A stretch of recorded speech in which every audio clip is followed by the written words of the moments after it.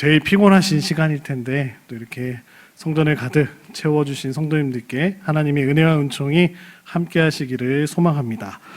오늘은 사랑의 섬김이란 제목을 가지고 요한복음 말씀 함께 나누도록 하겠습니다.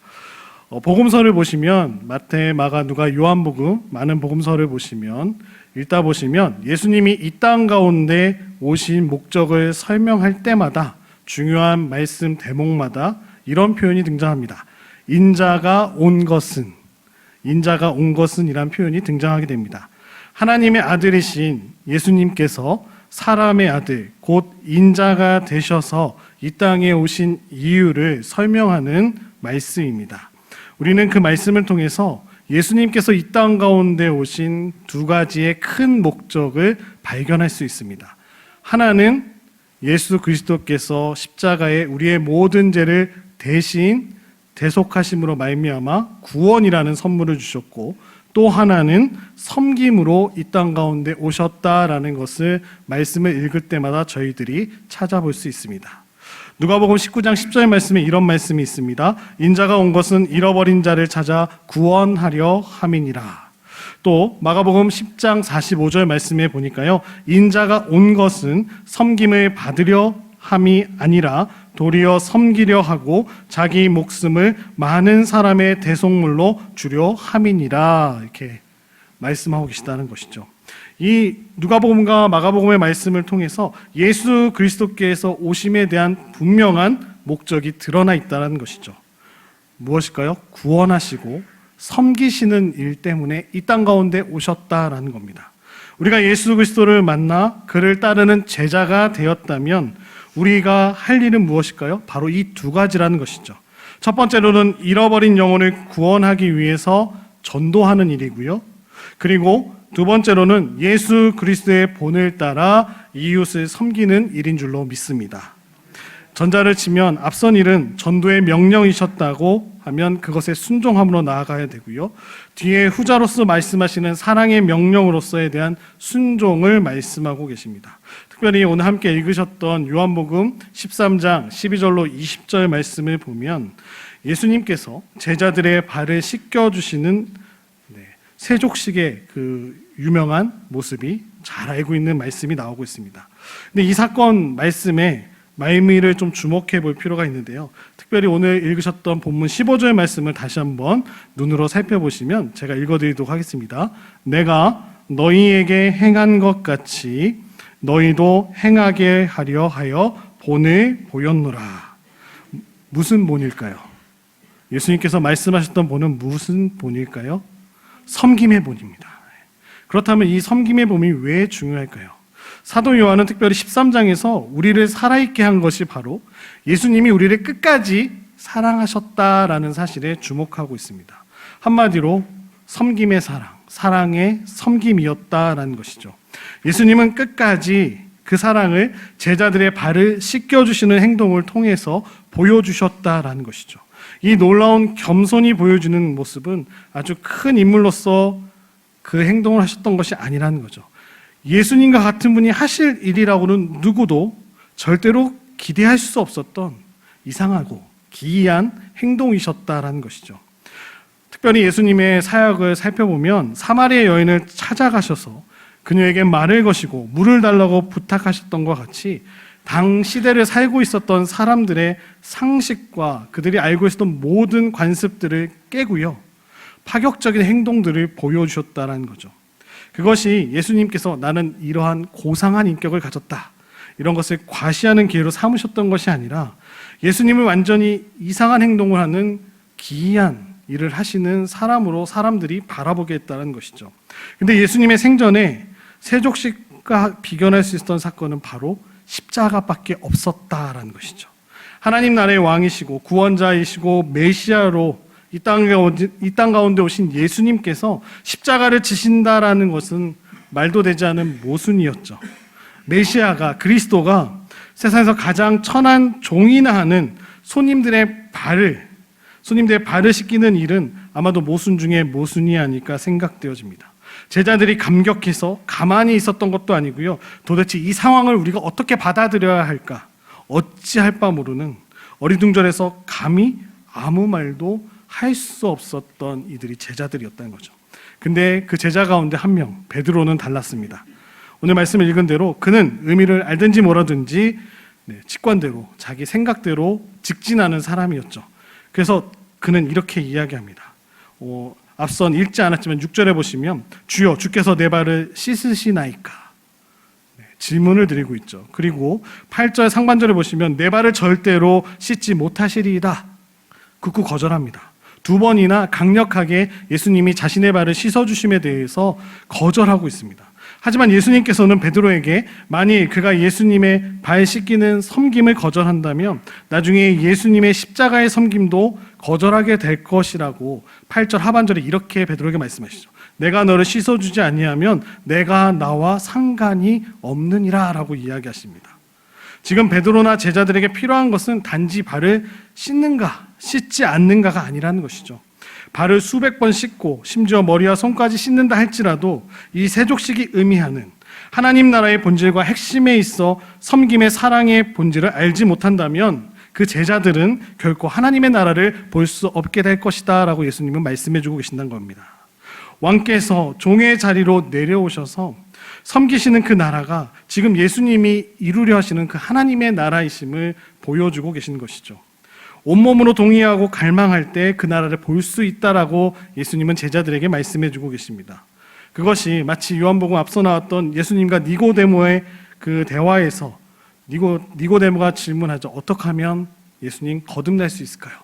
예수님 이렇게 말씀하시죠. 물과 성령으로 거듭나면 볼 수 있다라고 말씀하신 그 하나님의 나라를 오늘 제자들과 저희들에게 말씀해 주고 계신 줄로 믿습니다.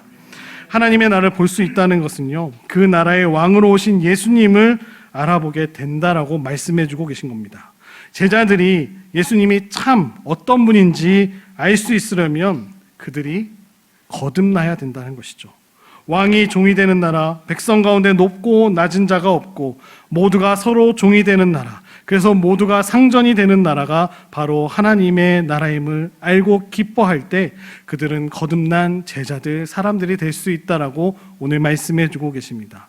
말씀을 잘 살펴보시면요, 예수님의 행동에 대해서 제자들은 전혀 몰랐습니다. 가룟 유다는 또 나중에 보시면 그 사랑을 거절했고요, 베드로는 그 나라를 오해했습니다. 그 의미를 베드로와의 대화를 통해 설명하셨던 예수님은 이 세족식의 의미를 직접 가르쳐 주시기 시작합니다.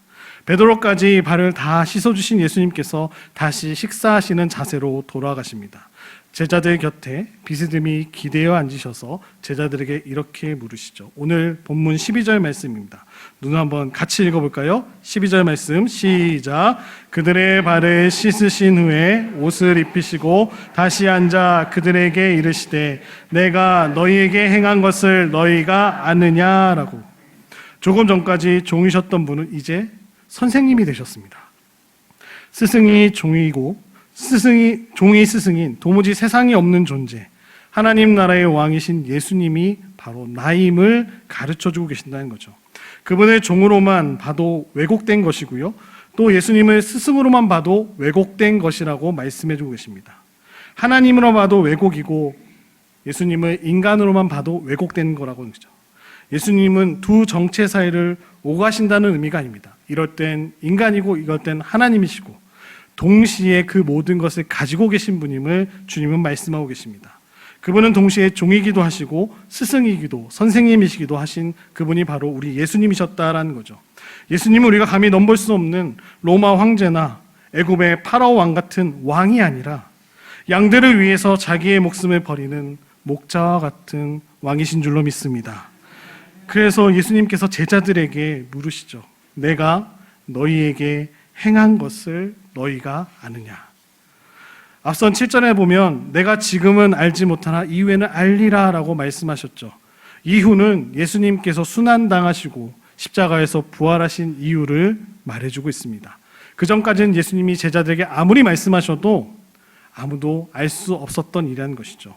그런데 이번에는 마치 제자들이 이 세족식의 의미를 알기를 기대하시는 것처럼 말씀해주고 계십니다. 둘 다 맞는 말씀이죠. 제자들은 이 세족식이 예수님의 죽음과 관련이 있다는 점을 이후에 예수님이 부활하신 이후에나 알게 될 것입니다. 하지만 예수님께서 이처럼 남들이 아무도 하지 않는 이런 파격적인 행동을 하셨다면 자기들이 구경만 하고 가만히 있어서는 안 된다라는 것을 제자들은 본능적으로 알게 되었을 것입니다. 지금 예수님은 너희가 아느냐라고 물으신 것은 그런 맥락에서 물어보신 것이죠. 그래서 예수님은 13절과 14절에 다시금 설명해 주고 계십니다.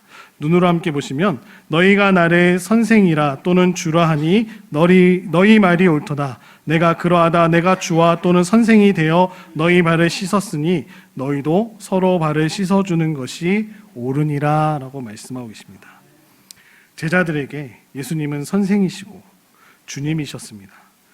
그렇다면 그들은 제자이고 종이라는 뜻이겠죠. 이 말은 자신들이 선생님의 말을 배우고 따르겠다라는 뜻이고요. 주인님의 말씀에 순종하여 종이 되겠다라는 뜻입니다. 그렇다면 지금 예수님께서 보여주시는 이 충격적인 세족식의 모습은 예수님만의 일로 그것 한번 보여주시는 일로 그쳐서는 안 된다라고 말씀해 주고 계십니다. 사실 제자들은 몰랐을 뿐이죠. 예수님의 삶 전체가 그렇게 살아오셨다는 거죠. 예수님께서는 하늘의 영광을 누리셔야 마땅한 하나님이시기 때문이라는 거죠.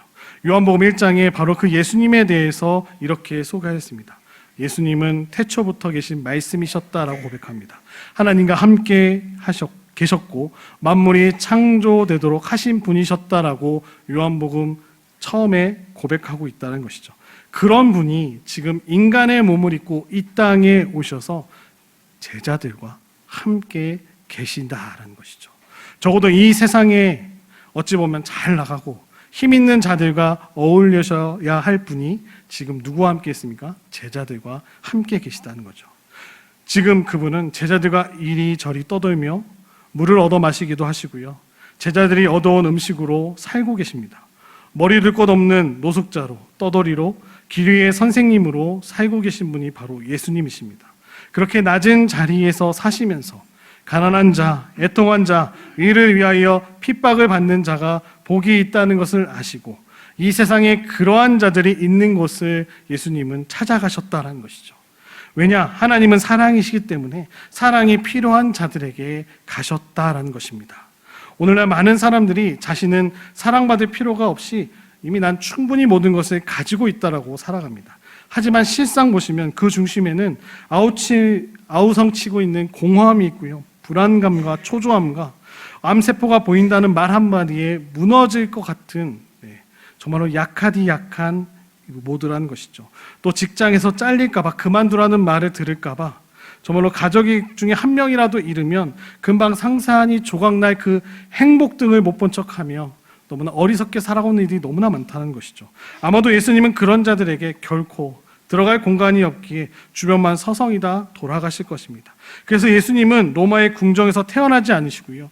예루살렘의 성전 권력자의 아들로 태어나지 않으셨다는 것입니다. 그렇다면 예수님이 제자들, 그분의 종들이 어떻게 살아야 할지 오늘 말씀해 주고 계시죠.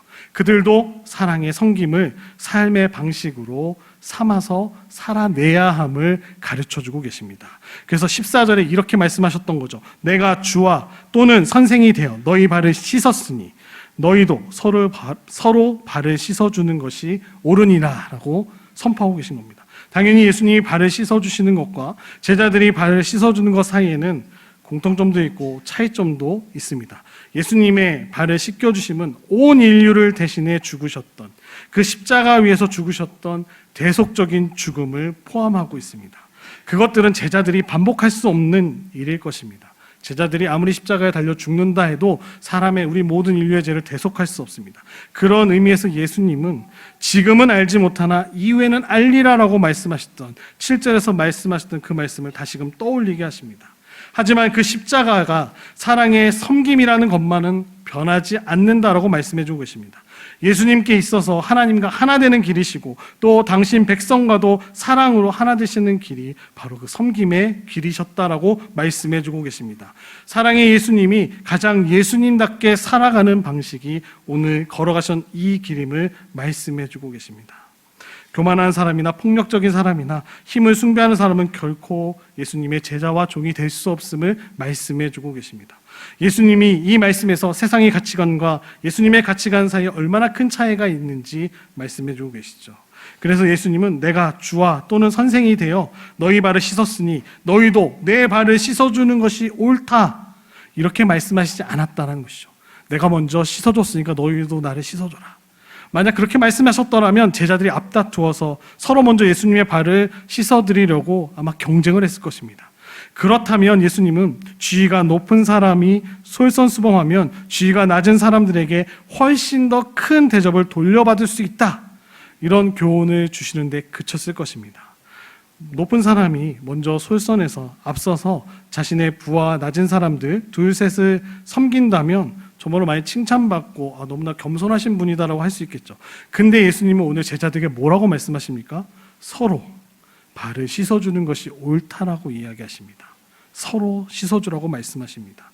옳다라는 것은 마땅하다라는 것이죠. 우리의 스승 되어주시고 주인이신 예수님께 빚을 졌는데 예수님이 그 빚을 다른 제자들에게 갚으라고 명령하신다는 거죠. 이 사랑을 흘려보내라고 말씀하십니다. 내가 받은 그 사랑을 이제는 주변 이웃들에게 흘려보내라고 명령하고 계신다는 거죠. 제자들 서로에게 주님 대하듯 대하라는 뜻이고요, 말씀하심으로 말미암아 그들이 서로를 섬기라라고 말씀해주고 계십니다. 그럼 모든 제자는 종이면서 동시에 주인이 된다는 것이죠. 예수님처럼 살아가라고 말씀하고 계십니다. 이것은 세상 어디에서도 찾아볼 수 없는 풍경이죠. 세상에서는 요즘 뭐가 참 중요할까요? 아이들부터 어르신까지 인권이라는 것이 참 중요합니다. 인권이라는 이름으로 평등을 요구합니다. 근데요, 잘 살펴보면 저마다 자기 인권을 더 우선에 존중해달라고 요구하고 있죠. 나만 좀 더 세워달라고 요구합니다. 모두의 인권이 똑같이 존중받는 세상이 만들 수 있을까요? 그들은 모르죠. 그런 방법은 세상에 없기 때문이란 것이죠. 저마다 욕망이 다르고요, 가치가 너무나 다르기 때문이죠. 우리가 만족하는 세상을 만들 수 있겠습니까? 자신의 인간다운 권리를 주장하고 관찰하는 동안 어찌 보면 타인의 권리 역시 침해당할 수 있다는 것을 알지 못합니다. 교회는 평등주의를 실천하는 곳일까요? 아닙니다. 교회는 돈이 없고 가난한 사람을 우대하는 곳도 아닙니다. 약한 자를 편드는 곳도 아닙니다. 교회는 세상 기준으로 많이 가진 자나 적게 가진 자나 모두가 예수님이 아니면 갈급함을 채울 수 없는 약자라고 생각하는 곳이 바로 교회라는 것이죠. 그러니 서로 어떻게 하라고 말씀하십니까? 사랑하라고, 서로 섬기고 서로 겸손하라고 오늘 주님은 저희들에게 말씀해주고 계십니다. 그래서 서로 나누고 서로 보살펴 주어야 함을 말씀해주고 계십니다. 돈이 있는 사람은 돈으로 섬기고요, 돈 없는 사람은 기도로 섬길 수 있습니다. 하지만 누구든 상대방의 섬김이 없으면 그 섬김을 통해 예수님의 섬김을 받는다고 생각하지 않으면 진정한 그리스도의 제자가 될 수 없음을 오늘 주님은 저희들에게 말씀해주고 계십니다. 섬기는 것뿐만 아니라 섬김 받는 것 역시 겸손한 사람만이 할 수 있는 일이기 때문이라는 것이죠. 누구든 주님께 그 사랑의 빚을 갚는 심정으로 상대를 대하고 섬겨야 함을 오늘 주님은 말씀하십니다. 그것이 바로 제자도임을, 나를 따른 제자들이 가야 할 길을 오늘 주님은 말씀하십니다. 그래서 15절에 예수님은 이렇게 표현하시죠. 본문 15절 말씀 함께 읽도록 하겠습니다. 시작. 내가 너희에게 행한 것 같이 너희도 행하게 하려 본을 보였노라. 아멘. 예수님이 세족식 하셨던 그 행동의 이유가 나오고 있죠. 너희가 믿도록 하기 위해서가 아닙니다. 너희가 감동을 받게 하려고도 아닙니다. 너희가 깨닫도록 하시기 위한 행동이 아님을 말씀해주고 계십니다. 예수님은 너희가 행하게 하려 본을 보였노라고 말씀해주고 계십니다. 요한복음에서 믿음은 행함과 절대로 분리되지 않습니다. 요한에게 믿음은 순종이었고요, 행함이고 열매로 드러나는 것임을 말씀하고 계십니다. 그 이후에 34절 말씀을 보시면 내가 너희를 사랑한 것 같이 너희도 서로 사랑하라라고 명령하고 계십니다. 이 말씀으로 다시 등장하는 것은 나중에 요한일서 3장 16절부터 18절 말씀을 보시면 그가 우리를 위하여 목숨을 버리셨으니 우리가 이로써 사랑을 알고 우리도 형제들을 위하여 목숨을 버리는 것이 마땅하니라. 누가 이 세상의 재물을 가지고 형제의 궁핍함을 보고도 도와줄 마음을 닫으면 하나님의 사랑이 어찌 그 속에 거하겠느냐. 자녀들아, 우리가 말과 혀로만 사랑하지 말고 행함과 진실함으로 하자. 이렇게 이야기하고 있다는 것이죠. 그래서 유월절 전에 요한복음 13장 1절 말씀에도 이렇게 나오죠. 유월절 전에 예수께서 자기가 세상을 떠나 아버지께로 돌아가실 때가 이룬 줄 아시고 세상에 있는 자기 사람들을 사랑하시되 끝까지 사랑하시니라. 예수님의 사랑의 표현은 제자들의 발을 씻겨주심으로 나타났다는 것이죠. 사랑은 추상적인 명사가 아니라는 것이죠. 주님이 기대하시는 그 사랑은 바로 섬김으로 나타나야 할 사랑임을 오늘 저희들에게 말씀해 주고 계십니다. 가장 중요한 가르침이 어떻게 시작되는지 요한복음 13장 34절로 35절에 보시면 새 계명을 너희에게 주노니 서로 사랑하라. 내가 너희를 사랑한 것 같이 너희도 서로 사랑하라. 너희가 서로 사랑하면 이로써 모든 사람이 너희가 내 제자인 줄 알리라 라고 말씀해 주고 계신다는 거죠. 너희가 기도를 많이 하면 혹은 성경을 많이 암송하면 내 제자라 하지 않으셨다라는 겁니다. 제자의 조건이 무엇이라고요? 사랑입니다. 프란시스 셰퍼 박사가 이렇게 이야기하죠. 사랑은 바로 그리스도 예수의 제자된 표지다. 사랑이 예수님의 제자된 사람들이 보여줄 수 있는, 저 사람을 봤을 때 정말로 참된 예수님의 제자구나라고 보여줄 수 있는 것이 바로 사랑이라는 것이죠. 주님은 우리에게 사랑하라고 제안하신 것이 아니라 오늘 명령하고 계십니다. 본문에서 예수님의 발을 씻어주신 그 제자들 중에는 예수님을 배신했던 가룟 유다도 포함되어 있었고요. 또 그를 모른다고 3번이나 부인했던 베드로도 포함되어 있습니다. 사랑은요, 사랑하기 좋은 사람들만을 향한 사랑이 아님을 말씀해 주고 계십니다. 사랑하기 힘든 사람들도 사랑의 대상에서 제외되지 않음을 오늘 말씀해 주고 계십니다. 주님의 사랑을 받은 우리는 사랑하기에 포기하지 않고 섬겨야 된다는 것을 말씀해 주고 계십니다. 사랑은 섬김임을 믿으시기 바랍니다. 예수님은 저녁 잡수시던 자리에서 일어나 겉옷을 벗으셨죠. 그리고 대야를 가지고 물을 떠오신 후에 허리에 수건을 차시고 무릎을 꿇은 채 제자 한 사람 한 사람의 발을 닦아주셨습니다. 섬기기 위해 자존심도, 시간도, 수건, 그리고 땀 흘림까지 희생을 보여주셨다는 거죠. 하나님이셨던 예수님께서 자기를 비워내셨다는 거죠. 바울 사도는 그리스도의 삶을 다음과 같이 증언하고 있습니다. 빌립보서 2장 6절로 8절 말씀인데요. 제가 읽어드리도록 하겠습니다. 그는 근본 하나님의 본체시나 하나님과 동등됨을 취할 것으로 여기지 아니하시고 오히려 자기를 비워 종의 형체를 가지사 사람들과 같이 되셨고 사람의 모양으로 나타나사 자기를 낮추시고 죽기까지 복종하셨으니 곧 십자가에 죽으심이라. 하나님의 종이 되셨다는 거죠. 종이 되시기 위해 자신을 비우고 낮추셨다라고 오늘 바울은 고백하고 있습니다. 그리고 마지막에 십자가에 죽으셨다라는 것입니다. 목숨을 바쳐 섬기셨다라는 것이죠. 이것이 바로 하나님이신 예수님이 보여주셨던 종의 도리였고 섬김의 삶인 줄로 믿습니다. 한마디로 희생의 삶을 몸소 보여주셨다는 겁니다. 이런 희생이 이 땅의 위대한 열매를 맺게 하실 것임을 주님은 아셨기 때문에 예수님의 삶의 감동을 통해, 희생의 감동을 통해 수많은 영혼들이 구원받는 역사가 일어난 줄로 믿습니다. 그래서 요한복음 12장 24절에 예수님이 이런 말씀을 하십니다. 내가 진실로 진실로 너에게 이르노니 한 알의 밀이 땅에 떨어져 죽지 아니하면 한 알이 그대로 있고 죽으면 많은 열매를 맺느니라 라고 말씀하십니다. 지금 이 땅에서 그리스도 예수님의 이름으로 진행되고 있는 모든 위대한 일들, 아름다운 일들, 거룩한 일들은 예수님께서 자신을 십자가에서 들이신 그 희생에 빚지고 있는 것임을 깨달아 하는 모두가 되시기를 소망합니다. 본문은 예수님이 십자가로 가시기 전 다락방에서 제자들의 발을 씻겨주신 이유를 다음과 같이 다시 한번 강조합니다. 15절 말씀대로 내가 너희에게 행한 것이 너희도 행하게 하려 하여 본을 보였노라. 우리는 예수님처럼 십자가에서 목숨을 내놓는 희생은 못할지 모르겠습니다. 하지만 더럽혀지고 피곤해 있는 이웃의 발을 씻기는 일은 할 수 있지 않을까 생각하게 하십니다. 섬김은 희생입니다. 아름다운 희생입니다. 거룩한 희생입니다. 행복한 희생인 줄로 믿습니다. 이런 희생의 자리로 나아가는 사랑하는 성도님들 되시기를 축복합니다. 예수님이 제자들의 발을 씻기신 후에 14절에서 주신 말씀을 꼭 기억하십시오. 내가 주와 또는 선생이 되어 너희 발을 씻었으니 너희도 서로 발을 씻어주는 것이 옳으니라. 이제는 서로 씻겨야 한다는 것입니다. 서로 씻김이, 이것은 다른 말로 표현하면 나눔입니다. 나눠서 서로 세우고 따뜻하게 해야 한다고 말씀하고 계십니다. 섬김은 서로 따뜻하게 하는 나눔입니다. 세상이 아무리 이기적일지라도 나눔은 더 필요함을 말씀해 주고 계십니다.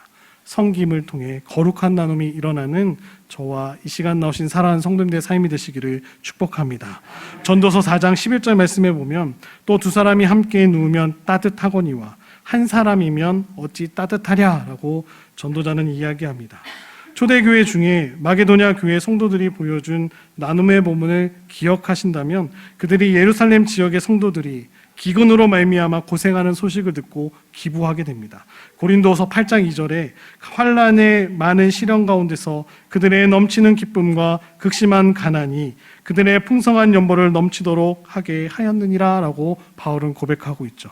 자신들이 환난과 많은 시련과 극심한 가난을 겪으면서도 그들은 넘치는 기쁨으로 풍성한 기부를 통해 예루살렘 교회를 도왔다는 것이죠. 이게 바로 초대교회가 세상을 바꾸는 위대한 공동체가 되었던 비밀이었음을 알 수 있습니다. 그들이 보여줬던 위대한 섬김과 사랑과 희생과 나눔 때문에 초대교회는 놀라운 부흥의 역사를 보게 됩니다.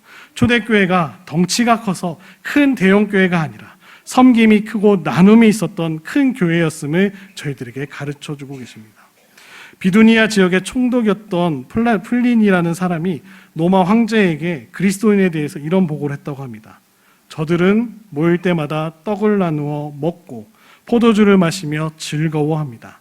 그들은 그들의 신인 그리스도를 찬미하며 그들을 박해하는 자들을 위해서도 기도합니다. 분명한 것은 그들은 서로 사랑하고 나누기를 즐겨한다는 것입니다. 이 총독의 보고가 그리스도에 대해서 믿지 않는 자들도 이렇게 바라봤다는 것이죠. 핵심은 무엇일까요? 다시금 돌아갑니다. 사랑이라는 것이죠. 예수님은 그 사랑을 서로 발을 씻겨주는 것으로 보여주셨습니다. 그것은 피차 복종하는 일, 서로가 서로에게 종이 되는 일입니다. 나보다 남을 낮게 여기는 일입니다. 형제를 대할 때 그리스도를 대하듯 하라는 뜻, 그 말씀이셨다는 거죠. 주인을 대하듯 상전을 대하듯 선생을 대하듯 하라는 말씀이셨습니다. 오늘도 이런 나눔으로 세상을 우리가 섬긴다면 세상은 더욱더 따뜻해질 수 있다라고 말씀해주고 계십니다. 원하기는 우리 인천중앙교회가 이런 섬김의 통로가 되기를 소망합니다. 이 자리에 나오신 사랑하는 성도님 한 분 한 분의 수고와 헌신을 통해서 하나님의 나라는 더 확장되어지고 많은 믿지 않는 자들이 예수님께 돌아오는 역사가 일어날 줄로 믿습니다. 기도하시겠습니다.